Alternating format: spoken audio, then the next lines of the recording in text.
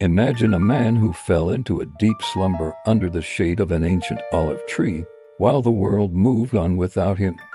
This was Jeremiah, a prophet who carried the weight of a heavy message. For years, his warnings had fallen on deaf ears. The people laughed and turned away, ignoring the prophecy of a 70-year exile that he had meticulously recorded in sacred scrolls. As Jeremiah slept, the judgment he foretold arrived.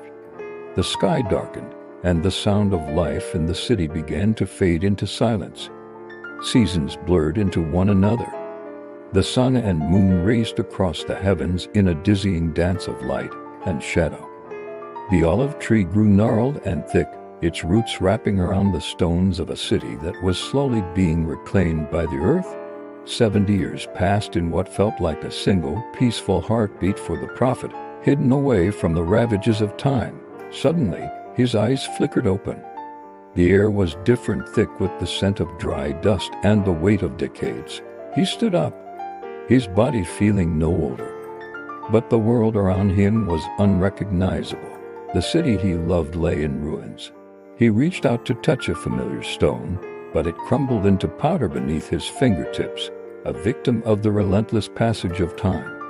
Just then, a sound broke the long silence. Faint voices and the rhythmic clinking of tools echoed from the valley below.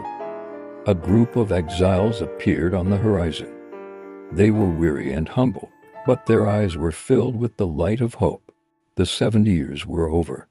The prophecy was being fulfilled before his very eyes as the people began to rebuild the holy city. Jeremiah stood in silent awe. Every word he had spoken had come to pass. The faithfulness of the promise was absolute. As the sun sets on a restored land, the lesson remains: if you knew the future, would you live differently today?